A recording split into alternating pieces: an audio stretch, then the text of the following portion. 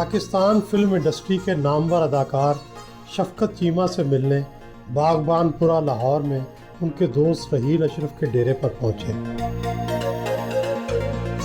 लोग शफकत चीमा से ज़्यादा देखना चाहते हैं, मैं उसे रिहाई में देखना चाहता हूं। बेटे शहरयार चीमा और अजीज़ो अकारब के हमरा इस्तकबाल किया। चीमा साहब, आप अभी तक अपने पुराने इलाके बागबानपुरा में ही रहते हैं। फिल्मी अदाकारों को तो थोड़ी सी शोहरत मिलती है तो वो मॉडर्न बस्तियों में शिफ्ट हो जाते हैं, आप यहाँ से क्यों नहीं गए? जहाँ इंसान का बचपन गुजरा होता है ना, अगर वो इंसान है तो उसे उस जगह से इश्क हो जाता है। उसका दिल नहीं चाहता कि मैं उसे छोड़कर चला जाऊँ। मेरे वालिद साहब यहाँ हैं, मेरा ख़ानदान यहाँ है, तो मैं इनको छोड़कर जा नहीं सकता। आपने जामिया नईमिया में बाकायदा मजहबी तालीम हासिल की, तजवीद के साथ कुरान पाक को पढ़ा, लेकिन आपने लाइन अदाकारी की इख्तियार कर ली जो कि बिल्कुल मुतज़ाद थी।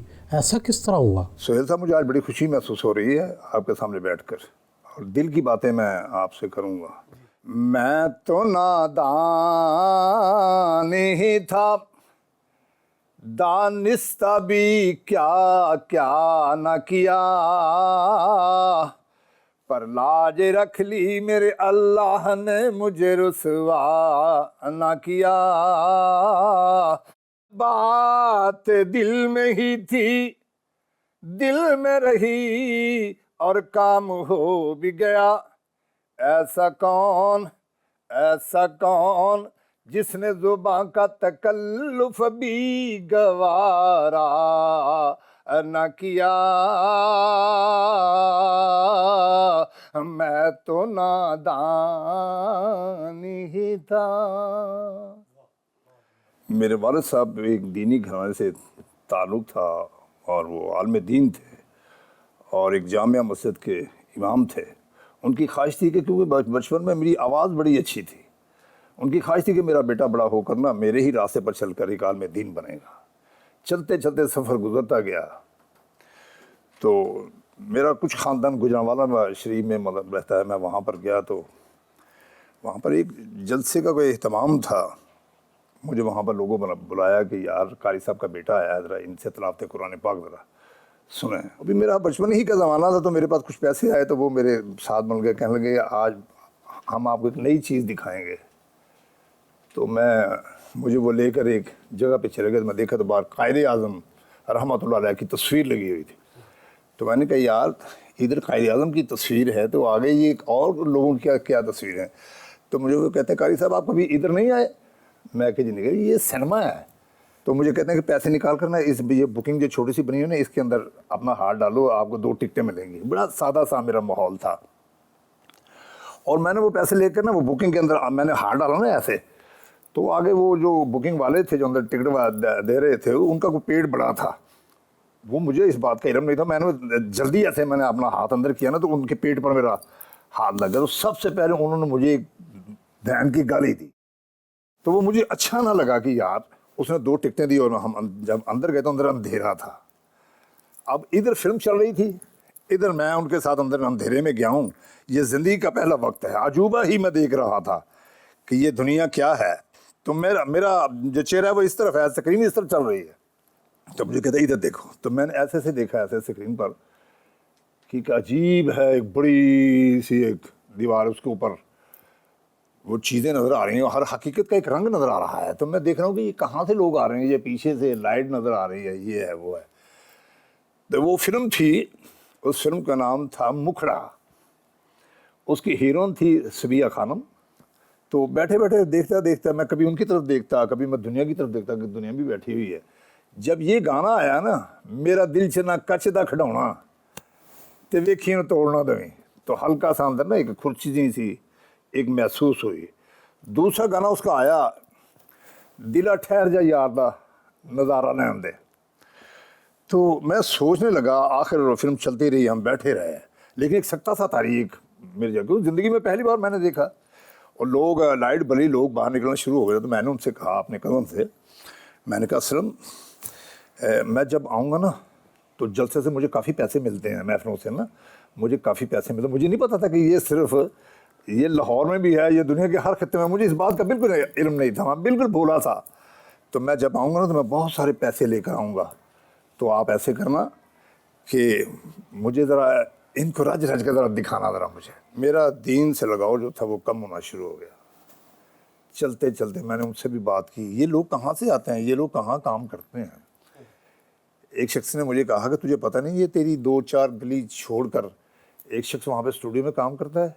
मैंने पहले उनको उनके बच्चों को अपना दोस्त बनाया, तो तुम चलो तेरा शौक़ है तुम सुबह आ जाना।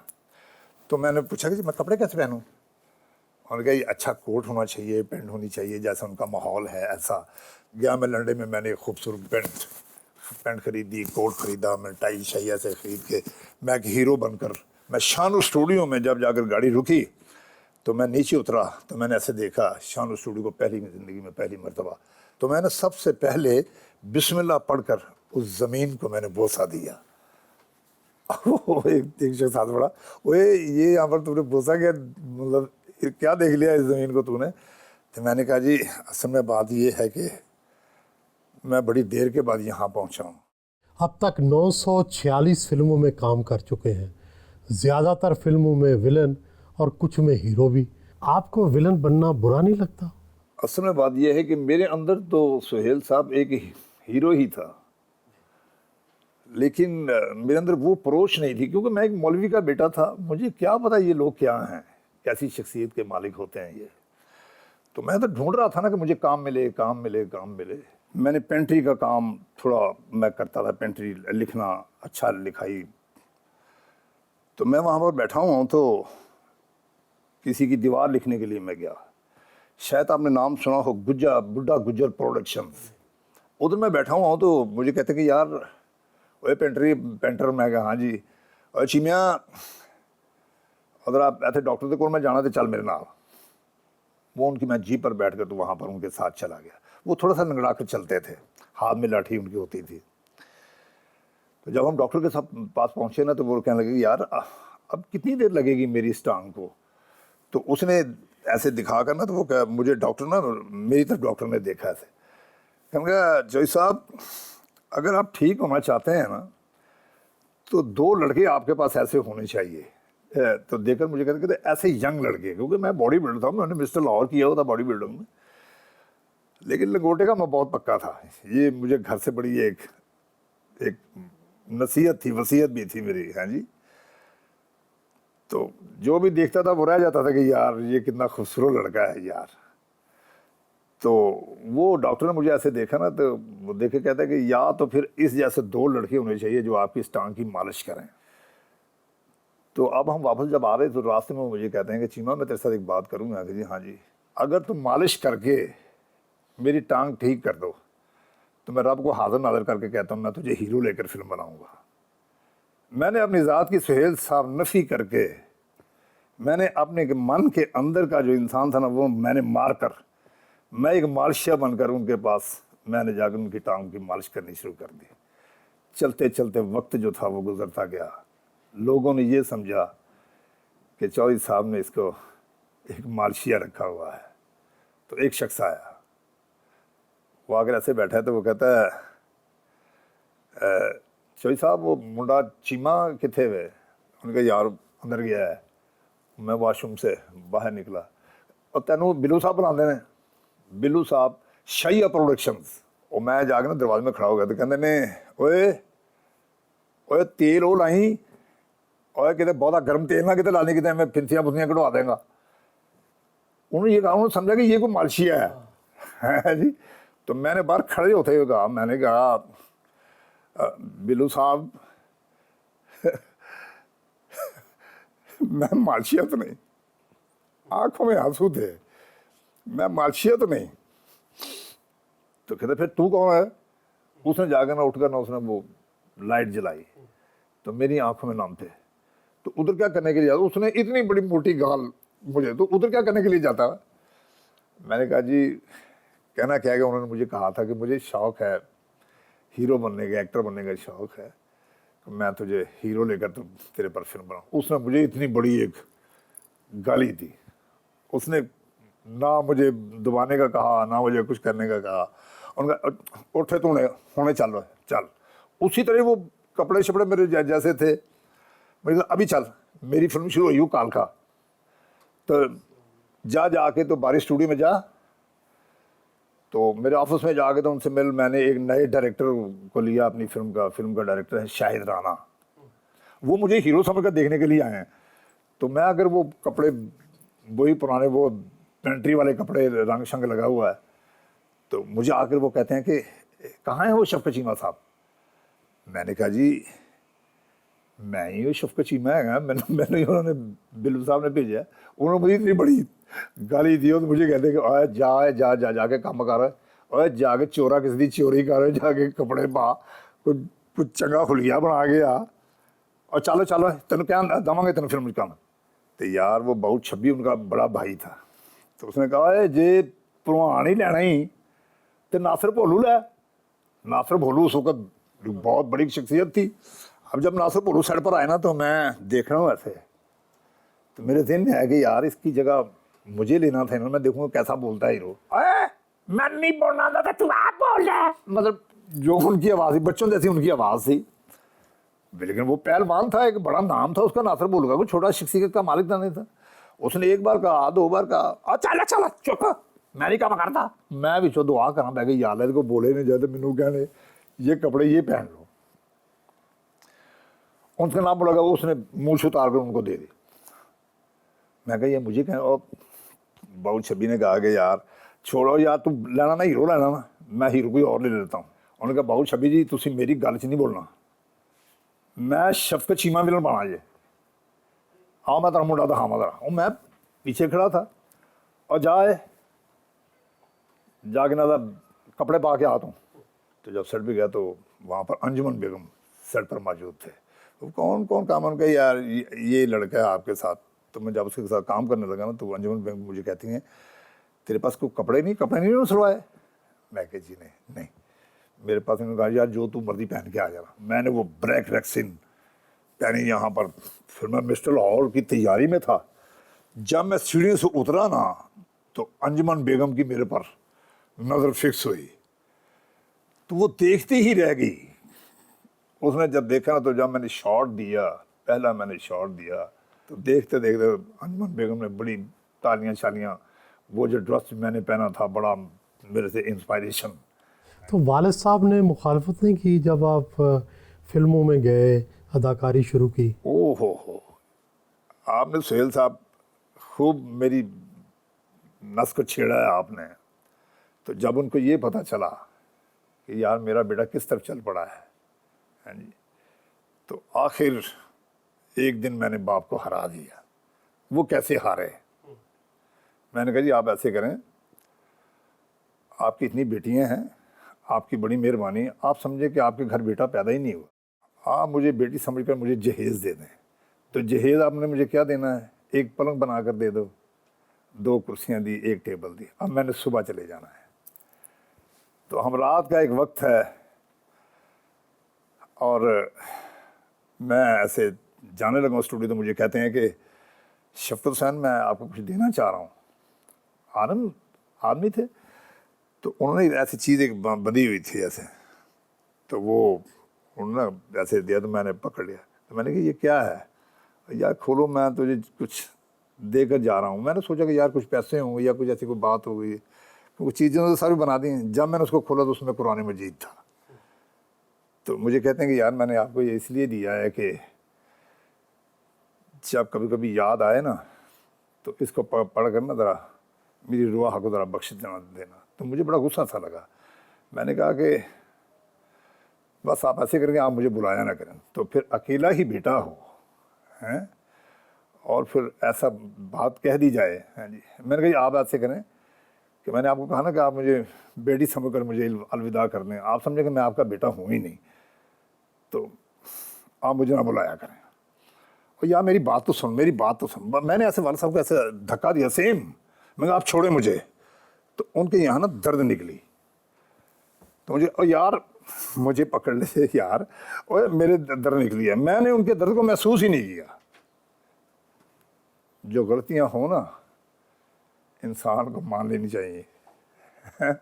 मैंने उनके दर्द को महसूस नहीं किया और मैं चला गया। सुहेल साहब ये मेरे अल्फाज सुनने वाले हैं।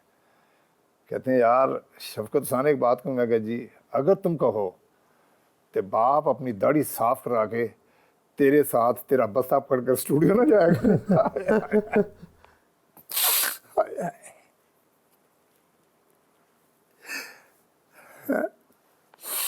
गैरों को अपना बनाना कोई शफकत चीमा से सीखे। अगर मेरे बस में हो तो मैं रब के पास सजदा इनको करूं। क्यों? वो इसलिए कहूँ कि मेरे बाप के मरने के बाद अगर ये ना होते तो मैं ना होता। आज जिस मकाम पर मैं हूँ ये शफकत चीमा की बदौलत है। अल्लाह इनको ज़िंदगी दे और मेरी उम्र भी इनको लगा दे। He is a legend actor of Pakistan industry, क्योंकि मैंने इन जैसा एक्टर और जो पैशनेट एक्टर मैंने नहीं देखा। हालांकि मैंने काफ़ी एक्टरों के साथ काम भी किया। मेरी रिसेंटली एक फ़िल्म लगी थी जियो सर उठा के, और बाबर अली थे जिनमें, और नैयर जाज साहब थे। लेकिन जो मेहनत मैंने अपने फादर में देखी है मैंने किसी एक्टर में नहीं देखी। जो ये फिल्म में नज़र आते हैं एज अ विलन और गुस्से वाले, ये बहुत हटके हैं। ही is a very polite person और बहुत प्यार करने वाले। माशाल्लाह बड़े अच्छे इंसान हैं। जब से मेरा इनके साथ हुआ है, मैं इनकी ज़िंदगी में यानी कि मेरी आए हैं तो काफ़ी यानी कि अच्छा हमारा टाइम गुजरा है। आज तक कभी भी कोई नहीं मैंने इनमें बुरी बात देखी। तो हमेशा जब भी मिले मुझसे प्यार मोहब्बत शफ़क़त से मिले हैं। मुझे बहुत सी फिल्में देखी हैं, शूटिंग पे भी जाता हूँ। इनकी मेहनत, इनकी लगन, इनको देख के हमारे अंदर भी एक मेहनत का जज्बा पैदा होता है। इस एज में जिम करते हैं तो इनको देख के हमें भी शौक़ पैदा होता है। ऐसे अच्छे इंसान मैंने अपनी ज़िंदगी में नहीं देखे। एज अ फादर तो ये बहुत अच्छे हैं, लेकिन फादर इन लॉ उससे भी ज़्यादा अच्छे हैं। चीमा साहब माशाल्लाह बहुत ग्रेट इंसान हैं जी। दोस्तों के दोस्त हैं, भाइयों के भाई हैं, और आखिरत की जो है ना फ़िक्र करने वाले भाई हैं। दोस्तों को अच्छा मशवरा देते हैं। मेरे कज़न हैं, लेकिन इंडस्ट्री में तकरीबन सबको ये पता है कि यार ये छोटा भाई है और ये बेटा है।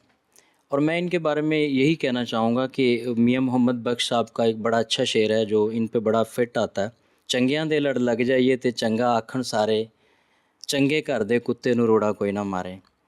तो आज जो हमारी इज़्ज़तें हैं, जो मुकाम है, जो अल्लाह पाक ने हमें इतना नवाजा हुआ है, और ये सब कुछ इनकी वजह से है। उलमाए कराम मिलने आ गए।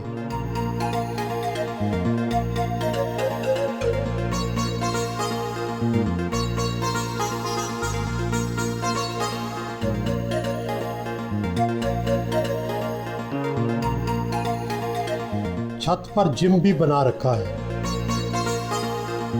इस उम्र में भी बाकायदगी से वर्जिश करते हैं। ये फार्म हाउस जो है इसमें मैंने अपने बड़े पसंदीदा मोर रखे हुए हैं। ये 2 जोड़ियाँ हैं, ये देखो कितने खूबसूरत लग रहे हैं। और इस जोड़ी में इतनी मोहब्बत है कि मैं आपको बता नहीं सकता। जैसे मियाँ और बीवी में मोहब्बत होती है ना, इसी तरह इनमें भी एक प्यार नज़र आता है। उन्हें परिंदों से ख़ास मोहब्बत है।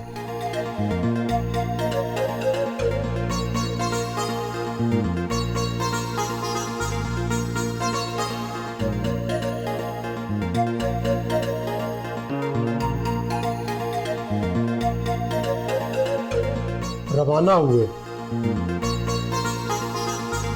फिल्मी दुनिया में अब तक 946 किरदार अदा कर चुके हैं और कुछ फिल्में अभी ज़ेरे तकमील भी हैं। ये बताएं कौन सा किरदार सबसे ज़्यादा पसंद आया? उस फिल्म का नाम है चूड़ियाँ जी। आप देखें कि उसमें मैंने एक बाप का रोल किया है। कहाँ Shafqat Cheema as a villain role करने वाला, कहाँ एक बाप बन गया। और फिर उस फिल्म का मुझे नेशनल अवार्ड्स मिला। ज़िंदगी में सबसे ज़्यादा गम कब किया है? कब कौन सा लम्हा था जिसमें सबसे ज़्यादा गम हुआ? जिस दिन मेरे वालिद साहब का विसाल हुआ और मैं पछतावे की दुनिया में चला गया कि ऐसा बाप चला गया कि मैं अपने बेटे को उस नज़र से देखना चाहता हूँ जो मरने के बाद भी ज़िंदा रहे। तो वो उनकी ये ख्वाहिश थी जो आज तक मेरे दिल में है। और ज़िंदगी में सबसे खुशी का लम्हा कौन सा था? जब मेरी पहली फिल्म रिलीज़ हुई, जिस फिल्म का नाम था कालका, तो मैंने अपनी मम्मा को आगे कहा, माँ आज मेरी पहली फिल्म लगी है कालका। अपनी तालीमी दरसगाह जामिया नईमिया गढ़ी शाहू पहुँचे। मौलाना ज़ियाउल हक नक्शबंदी ने इस्तकबाल किया।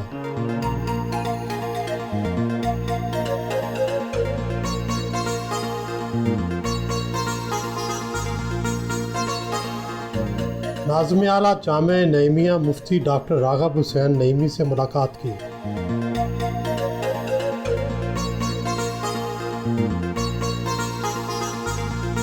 हमारे इल्म में था कि शौकत साहब यहाँ पर साहब फैज़ करते रहे हैं दादा जान मुफ्ती मोहम्मद हुसैन नईमी अलैहिर्रहमा के ज़माने में, और बीच में एक आध दफ़ा मुलाकात भी हुई, तशरीफ़ लाई यहाँ पे। तो आज आपके प्रोग्राम के तवज्जुह से अपने अल्मा मैटर में दोबारा शौकत साहब को हम वेलकम कहते हैं। हमारे उलमाओं को, उस्तादों को अपने शागिर्दों से, अपने बच्चों से मोहब्बत इतनी करनी चाहिए कि उनका दिल जो है वो आगे ना हो। जी हाँ जी। अगर शफ़क़त चीमा, अगर उस वक्त कारी गुलाम रसूल साहब की अगर मुझे मोहब्बत मिलती तो आज शफ़क़त चीमा एक्टर ना होता, एक दीन का बहुत बड़ा आलिम। मुफ्ती मोहम्मद हुसैन नईमी मरहूम और डॉक्टर सफ़ाद नईमी की कब्रों पर फातिहा खानी करने आए।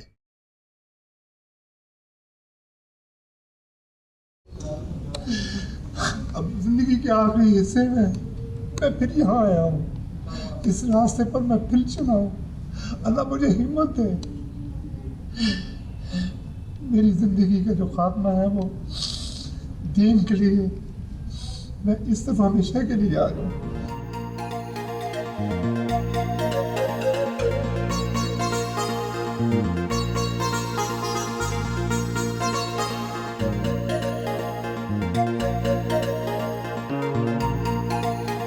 फिल्मी दुनिया में आपका कोई स्कैंडल तो नहीं बना, लेकिन रीमा से आपके इश्क की कहानी गर्दिश करती है। ये इश्क कितना सच्चा था और इसका नतीजा क्यों ना निकल सका? मैं रीमा जी की शख्सियत से बहुत प्यार करता हूँ। मैं इतना प्यार करता हूँ कि मेरी ज़ुबान से ऐसे अल्फाज नहीं निकल सकते कि मैं कितना उनसे प्यार करता हूँ। अगर मैं कह दूँगा तो मेरे पे फतवा लग जाएगा, लेकिन नहीं, मुझे उनसे प्यार ही बड़ा है और इंशाल्लाह हमेशा मेरे मरते तब तक ये प्यार रहेगा। बड़ा काम किया उनके साथ। ये ना लोग समझे कि मेरी को नज़र ऐसी थी या ऐसी कोई बात थी, लेकिन इंतखाब ज़रूर था। यार अगर मेरा कोई साथी हो तो रीमा जैसा हो। तो मैंने उनसे कह भी दिया, जी रीमा जी मैं तुमसे इतना प्यार करता हूँ, इतना प्यार करता हूँ। तो कहने लगी प्यार यही होता है जो हमेशा के लिए ज़िंदा रहे। तो मेरी भी दुआ है रीमा जी आप हमेशा के लिए ज़िंदा रहें। जब रीमा से आपने मोहब्बत का और इश्क का इजहार किया तो ज़ाहिर है इसमें शादी की ख्वाहिश भी शामिल थी, उन्होंने क्यों नहीं मानी? उन्होंने मुझे जवाब दिया, ਐਨ इश्क जिन्हों ਨੂੰ ਲੱਗ ਜਾਂਦਾ ਉਹ ਫਿਰਦੇ ਨੇ ਵਾਂਗ ਦੀਵਾਨਿਆਂ ਦੇ। ਕਈ ਸੁੱਕ ਜਾਂਦੇ, ਕਈ ਮੁੱਕ ਜਾਂਦੇ, ਕਈ ਸੜ ਜਾਂਦੇ ਨਾਲ ਉਹ ਤਾਨਿਆਂ ਦੇ। ਇਸ਼ਕ ਜਿਨ੍ਹਾਂ ਦੀ ਹਿੱਕ ਤੇ ਲੱਤ ਰੱਖੇ ਅਕਲ ਨਸ ਜਾਂਦੀ ਵਿੱਚੋਂ ਖਾਨਿਆਂ ਦੇ। ਤੇ ਬੱਧੇ ਇਸ਼ਕ ਦੇ ਚੀਮਿਆਂ ਨਹੀਂ ਛੁੱਟਦੇ, ਕੈਦੀ ਛੁੱਟ ਜਾਂਦੇ ਕੈਦ ਖਾਨਿਆਂ ਦੇ। ਵੇ ਜੇ इश्क करना ही तो अपने काम नाल इश्क कर, तेरा इंशाल्लाह नाम पैदा होगा। मेरा टारगेट कुछ और है, मेरे वालिदैन की ख्वाबें कुछ और है, मेरा इंतखाब कुछ और है। तू प्यार करता है कर, मैं भी तुझसे प्यार करती हूँ। अल्लाह तेरे दिल को साफ़ रखे, मेरी नज़र को भी साफ़ रखे। मेरी दुआएं आपके साथ हैं शफ़क़त हुसैन।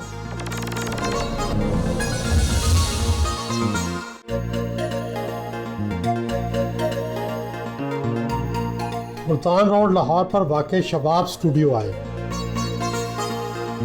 नामवर हदायतकार सैयद नूर अपनी फ़िल्म की शूटिंग में मसरूफ़ थे।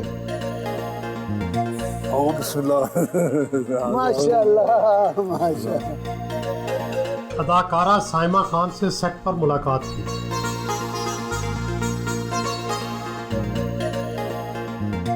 लोग शफ़क़त चीमा साहब को जहाँ रेट करते हैं वो एक वर्सटाइल एक्टर के तौर पर करते हैं।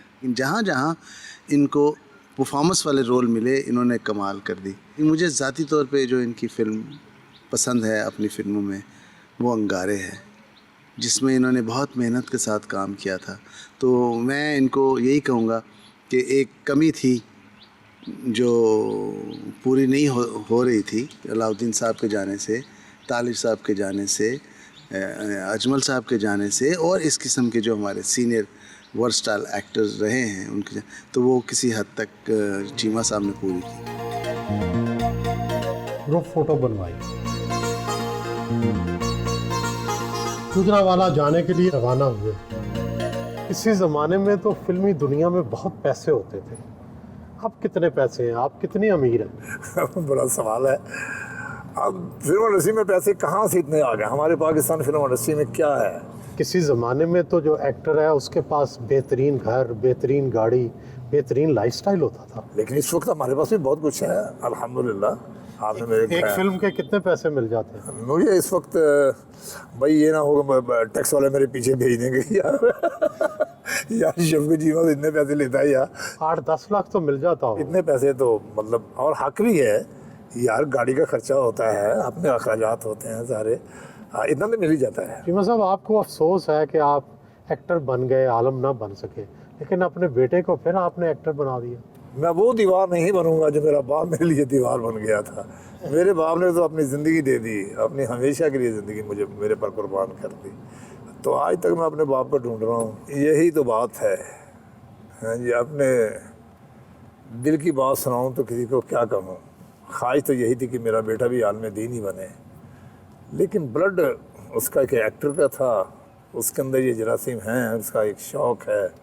उस पर एक फ़िल्म बनाई, जो फिल्म है उसका नाम था जियो सर उठाकर। मैं उसका विलन था और मेरा ही छोटा भाई उसका डायरेक्टर था, अजीम चीमा।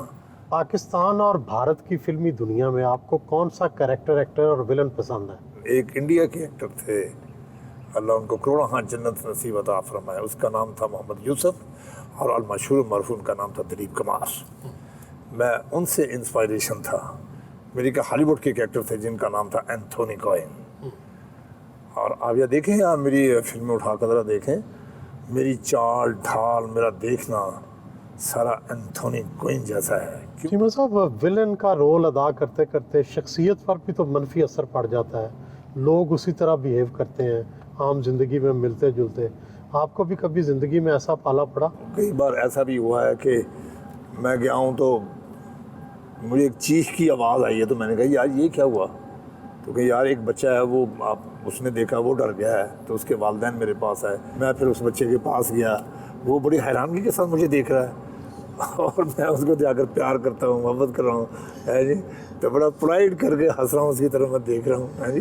तो बात ये है कि मेरी ये कामयाबी थी कि विलन जो है वो हार्ट इसी तरह का ही हो कि लोग उससे खौफ खाएं। सुल्तान राही की तरह आपने भी बतौर एक्स्ट्रा फिल्मी दुनिया में काम शुरू किया। सुल्तान राही के साथ कैसा सफ़र रहा आपका? मेरी 6 बेटियां और एक मेरा बेटा है,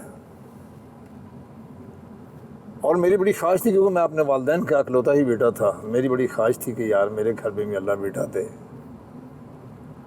तो बेटियां पैदा होती गईं। एक वक्त ऐसा आया कि मेरी बीवी उम्मीद पर आई, तो मैंने उसे कहा यार ये अल्ट्रासाउंड करा कर आओ, मेरी बड़ी ख्वाहिश है कि अल्लाह मुझे बेटा दे। तो वो डरते हुए जाती नहीं थी। तो मैंने ना गुस्से में आकर ना उसके 2-3 मैंने थप्पड़ उनके मुंह पे मार दिए। तो मैं बड़ी परेशानी की हालत में स्टूडियो गया था, आगे राही साहब के साथ मेरी शूटिंग थी। क्या बात है, कोई परेशान नजर आ रहे हो? राही साहब मुझे कहते हैं। मैं कहा नहीं राही साहब, ये यार घर में ज़रा थोड़ी सी परेशानी है, इसमें इसलिए आया हूँ। तो मुझे वो गुस्से से कहते हैं बेवकूफ़ आदमी, तो इसमें उसका क्या कसूर है भाई, हैं पागल? तो मेरी आंखों में ना ग्लेर हो गई। मैंने कहा जी ख्वाहिश तो होती है ना, ये है पागल जाना हुए थे। वो मेरे कंधे पे हाथ रख कर ना थोड़ी दूर चले गए। मैंने ना थोड़ी दूर जाकर ना तो मैंने देखा कि बग़ैर क़याम के, बग़ैर किसी चीज़ के, ऐसे ही डायरेक्ट ही अल्लाह की बारगाह में उन्होंने सजदा कर दिया ज़मीन के ऊपर। मैं देख रहा हूँ। जब थोड़ी देर वापस आए तो मैंने देखा यहाँ पे नाक पे कालख लगी हुई है, यहाँ पे माथे पे कालख लगी हुई है, हाथ जो है वो कालख से भरे हुए हैं। फ्लोर के पीछे सारी कालख कालख होती है, तो हाथ भरे हुए हैं ना मेरे, ऐसे कांधों पे हाथ रखे ना ऐसे, तो मुझे चल पड़े। और यार शफ़क़त चीमा तो मैंने देखा कि आंखों में नम थी, तो मुझे कहना शफ़क़त चीमा, मैं कहा जी, और मैं नहीं कह रहा, मैंने किसी ने कहा और अल्लाह तेरा पुत्र देगा है, ये मेरा बेटा उसकी दुआओं से पैदा हुआ। पाकिस्तान की फिल्मी दुनिया में बतौर इंसान सबसे अच्छा अदाकार कौन सा लगा? सुल्तान राही की शख्सियत बहुत बड़ी शख्सियत थी। कम अज़ कम 200 से ऊपर मैंने फिल्में की हैं उनके साथ। और कौन सी फिल्मी अदाकारा ऐसी है जो बहुत अच्छी इंसान हो, अच्छी अदाकारा भी हो? अंजुमन बेगम की अपनी एक शख्सियत थी, और बहुत अच्छी रही, उनके साथ भी काम करने का इत्तेफाक हुआ। लेकिन Saima you are the great शख्सियत की मालिक है। हमारी साइमा एक बड़ी खसूसी सितारा है, बाकी तो सारी कहकशां हैं। रेस्टोरेंट पहुंचे, उनके मेज़बान शहरयार गुराया ने इस्तकबाल किया।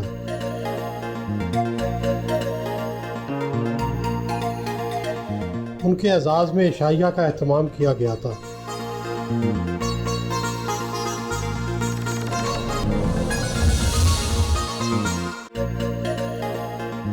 शहरयार गुराया के वेब चैनल पहुंचे, पुरतपाक इस्तकबाल किया गया, आतिशबाजी भी की गई, दफ्तर का विजिट किया।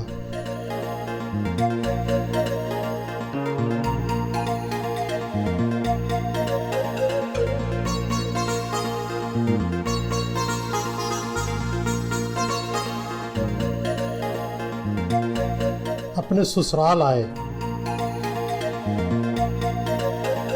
अहले खाना ने फूलों की पत्तियां बरसाई।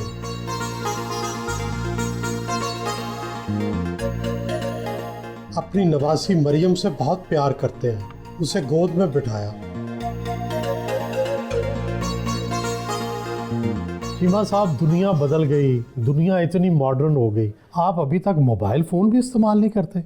मोबाइल शॉप अपनी है, मेरी अपनी शॉप है चीमा मोबाइल। मैंने फैसला कर लिया यार, जहाँ पे झूठ बोला जाता है मैं इस चीज़ को अपने पास ही नहीं रखूँगा। आप फिल्मों में स्टंटमैन की मदद भी नहीं लेते, कितने ज़ख्म लग चुके हैं, कितनी बार गिरे हैं आप? दुनिया में नाम ऐसे नहीं होते, इंसान को पहले मरना पड़ता है फिर जाकर कहीं नाम बनते हैं। मैं extra to fighter, fighter to actor, actor to character actor. फिर मैंने जहाँ भी जिस फिल्म में भी मैंने काम किया, मैं अपना स्टंटमैन जो है वो इस्तेमाल नहीं किया आज तक। इसलिए दुनिया मुझसे बहुत लव करती है। मेरे वजूद का कोई ऐसा हिस्सा नहीं है जो टूटा हुआ नहीं है। हकीकी दुनिया में तो आपका किरदार और है, लेकिन फिल्मी दुनिया में तो आप लड़कियां उठाकर ले जाते हैं। किस हीरोइन का वज़न ज़्यादा था, किसका सबसे हल्का था? ये आपने वैसे खूब सवाल किया है जी। तमाम पाकिस्तान फिल्म इंडस्ट्री की कोई ऐसी हीरोइन नहीं है जो शफकत चीमे को उठाने का शर्फ हासिल नहीं हुआ। और एक एक नहीं, दो मैं 2 लड़कियां उठाकर वो सीढ़ियाँ के ऊपर चढ़ गया।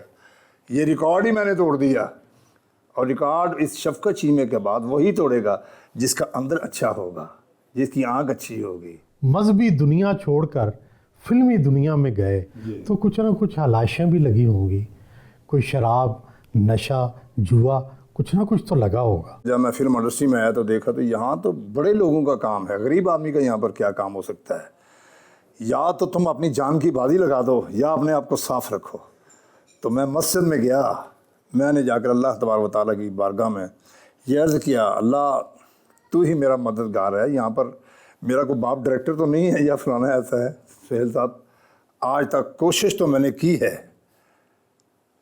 लेकिन आज तक दाग अपने वजूद को नहीं लगने दिया। बहुत रंगारंग किरदार अदा किए, लेकिन कोई ना कोई ऐसा किरदार तो होगा जो अभी आपने नहीं किया, वो कौन सा है? हमारे पाकिस्तान फिल्म इंडस्ट्री के राइटरों को सोचना चाहिए, जो मुसन्नफ़ हैं, जो तख्लीक़कार हैं, जो सोचते हैं कि यार शफकत चीमा बाप भी बन गया, दादा भी बन गया, परदादे का रोल भी किया। जब मैंने उसमें इमाम बख्श पहलवान का रोल किया तो वो एक दादे का रोल था, बहुत बड़े एक पहलवान का रोल था। तो वो दुनिया का पहलवान है, तो वो किस तरह मतलब यहाँ पे ऐसे उठाकर तो वो गाल सुन मेरा पुत्रा। 900 से ज़ायद फिल्मों में काम कर चुके हैं, लेकिन अभी तक आपको हुकूमत ने कोई सरकारी तौर पर एजाज़ नहीं दिया, वजह क्या समझते हैं? फिल्मों के नेशनल अवार्ड मुझे मिले 946 मूवीज। हुकूमत की नज़र मेरे पर क्यों नहीं पड़ी? क्योंकि मेरे पीछे कोई सिफारिश नहीं है। ये सिफारिशी मतलब लोग कुछ होते हैं, आप ये देखिएगा, मैं खिलाफ तो किसी के बोल नहीं रहा। ऐसे आर्टिस्ट भी आई हैं, ऐसी आर्टिस्टा भी आई हैं जिनको बैठने का ही पता नहीं, तो उसको नेशनल अवार्ड दे दिया गया है। तो कोई बात नहीं, आई एम ए विलन। लोग समझते हैं कि यार शफकत चीमा में विलन है, लेकिन लोग मुझसे मोहब्बत करते हैं। मैं लोगों के दिलों पर मोहब्बत करता हूँ। मुझे इसी अवार्ड की ज़रूरत नहीं है, मुझे लोगों की मोहब्बत की ज़रूरत है।